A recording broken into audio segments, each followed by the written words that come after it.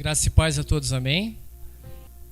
Vamos curvar um pouquinho a nossa cabeça e vamos orar a Deus então. Pai, em nome de Jesus, Senhor, queremos te agradecer por esse momento, por estar aqui na tua casa, para ouvir o que tu tens a nos falar essa noite diante da tua palavra, Senhor, que venha de alguma certa forma fazer a diferença em nossas vidas, que você faça que nós sentimos toda a diferença, que da maneira como nós entramos aqui nós saímos diferente, porque nós sentimos a tua presença, que nós sentimos a tua unção, Senhor, que nós possamos estar de coração aberto, de mente aberta, para te buscar grandemente, porque nós sabemos que só tu, Senhor, só tu cura, só tu salva, só tu faz que a nossa história mude dia a dia, de acordo com os nossos caminhos, na qual a gente segue na tua presença, ó Pai.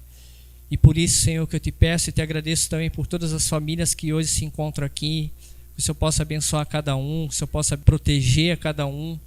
Eu agradeço, Senhor, de todo o coração e que tudo seja para a honra e glória do teu nome, ó Pai. É o que nós te pedimos e te agradecemos. Em nome de Jesus. Amém. O tema da minha mensagem hoje é Jesus, morada permanente. Vocês vão entender um pouquinho do tema, mas a gente vai acabar entendendo ele mais no fim da mensagem. Então eu gostaria que vocês abrissem no Evangelho de Lucas, Lucas capítulo 8, versículo 40. Lucas capítulo 8, versículo 40. Do outro lado do mar, as multidões receberam Jesus com alegria, pois o estavam esperando. Então um homem chamado Jairo, um dos líderes da sinagoga local, veio e se prostrou aos pés de Jesus, suplicando que ele fosse à sua casa.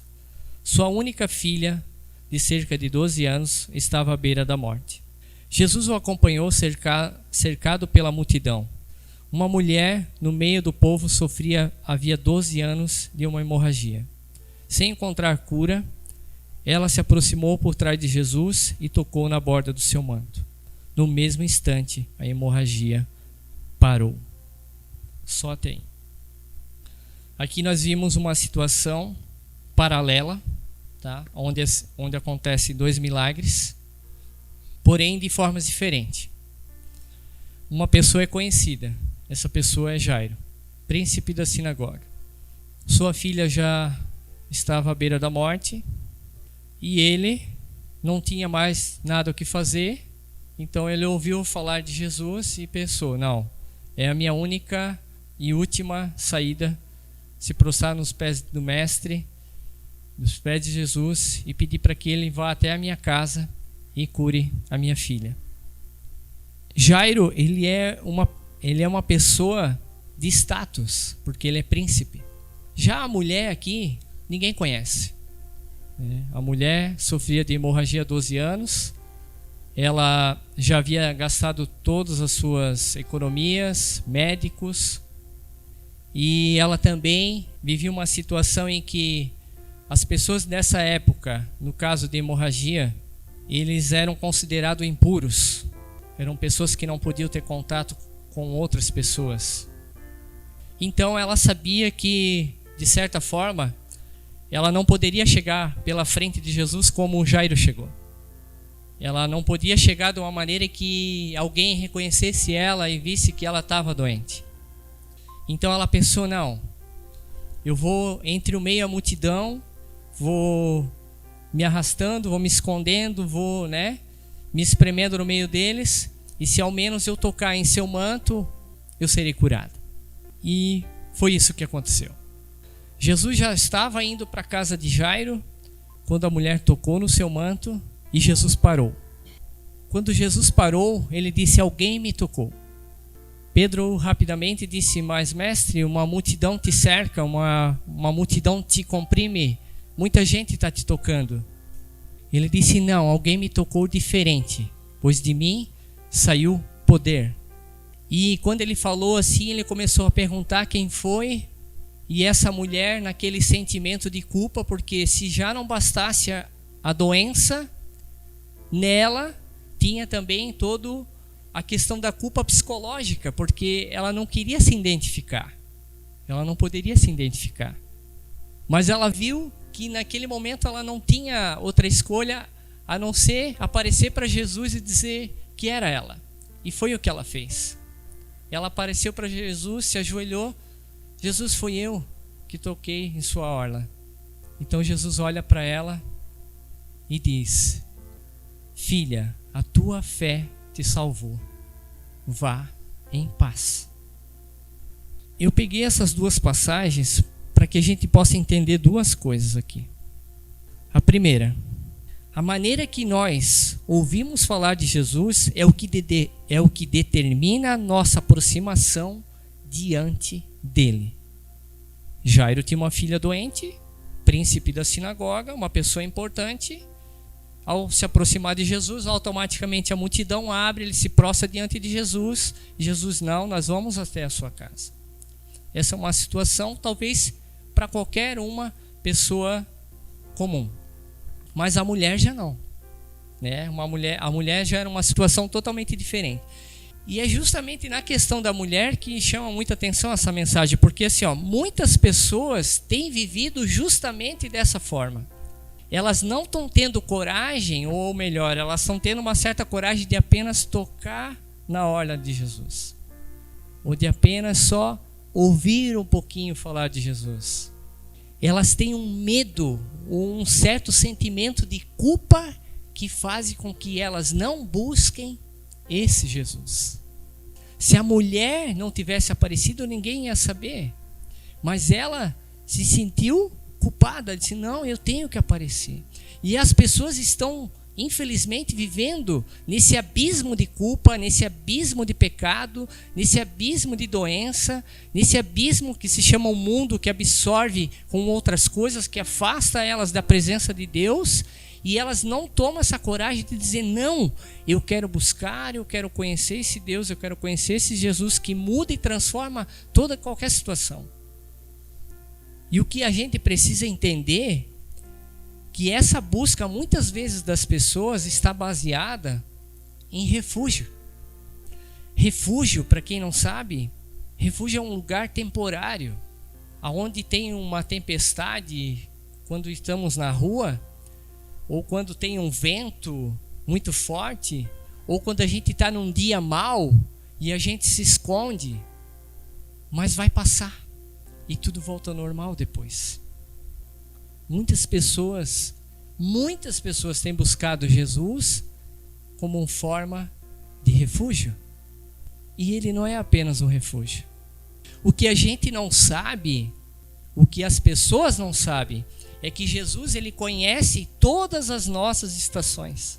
Ele sabe o que nós passamos, ele sabe o que nós precisamos, ele sabe o que nós necessitamos, ele sabe como está o meu lar, ele sabe como está a minha família, ele sabe como está o meu trabalho, ele sabe tudo. Ele sabe todo e qualquer momento da nossa vida. O que realmente nós não sabemos é que nós somos totalmente dependentes dele. Continuando em Jairo, então Jesus ainda permaneceu indo à casa de Jairo, logo veio um mensageiro. O mensageiro da casa de Jairo dizer, Jairo, sua filha infelizmente morreu. Não incomodem mais o mestre. Então Jesus disse, não, calma, nós vamos até a sua casa. Nós vamos até a tua casa. E Jesus foi, chegando lá, havia já uma multidão na casa de Jairo. Então as pessoas começaram a dizer, mas agora não adianta, ela já morreu. Jesus disse, calma, ela está apenas dormindo. E diz a palavra que alguns ainda riram, zombaram. Então Jesus pede para que as pessoas se retirem da casa de Jairo e fique só sua esposa, seu marido, João e Tiago. Então Jesus pega na mão da menina e pede para que ela levante-se. Então a menina é curada. Ela volta a viver. Jesus vê o que não podemos enxergar e o que não podemos fazer. Para nós, na nossa ótica, está morto. Para nossa ótica, está acabado. Para nossa ótica, não tem mais solução. Para nossa ótica, não vai mudar. Para nossa ótica, não vai transformar nada. Para nossa ótica, tudo vai continuar como está. Jesus, ele transcende a morte. Ele é vida, ele é ressurreição, ele é vida eterna. É isso que a humanidade precisa entender. Ele transcende tudo isso. De uma situação de que uma mulher chega por trás de Jesus, é a situação da fé. Que ela teve muita fé e ela foi curada apenas tocando em seu manto. Uma situação contrária de frente, como o Jairo fez, para ele já não tinha mais solução. Não, calma, eu sou a vida, ele é a vida. E quando ele fala isso é porque ele diz, eu não sou apenas um refúgio.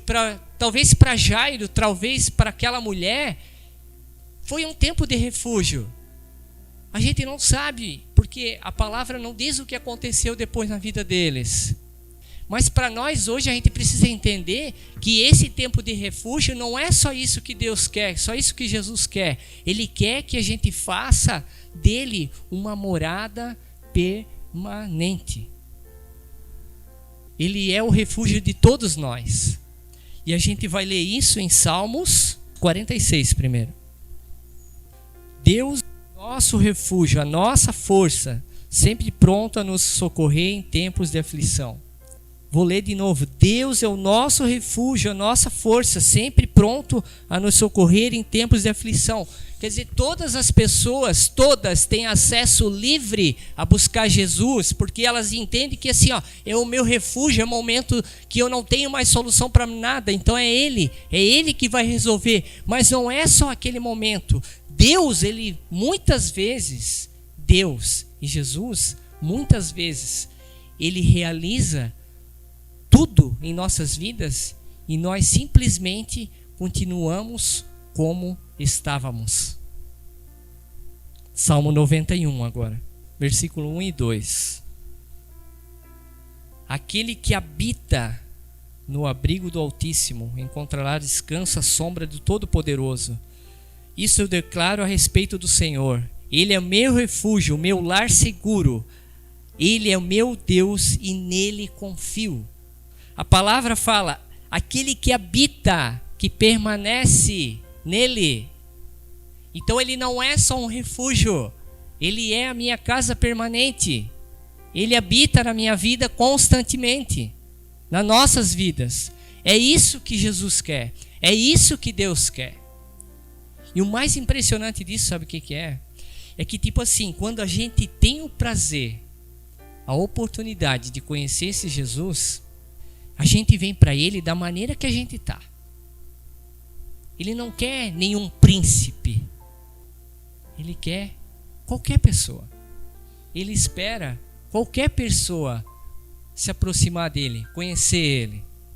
E Ele muda, Ele transforma toda a rota, toda a direção de vida. Ele cura, Ele liberta, Ele muda toda a história, toda. E ainda olha para nós, e diz, filho e filha, você está curado, vai em paz, a tua fé te salvou. Tem N situações nessa mensagem. Uma outra situação que eu posso até citar para vocês, eu até deixei riscado aqui. Como um Jairo era um príncipe, muitas pessoas talvez tenham chegado até nós, pessoas que a gente conhece e a gente tem dado valor para o que ela é, para o que ela tem e para o que ela faz. Mas ela, de repente, não está tendo a oportunidade de conhecer Jesus. E muitas pessoas que são que nem essa mulher ali, que ninguém conhece, como nós também não conhecemos, nós não damos a importância porque não é, porque não tem e porque não faz. Essa é a diferença de Jesus. Ele aceita nós do jeito que somos. Não tem os melhores escolhidos, os menos escolhidos. Ele morreu por nós, para nos salvar, para nos dar vida eterna.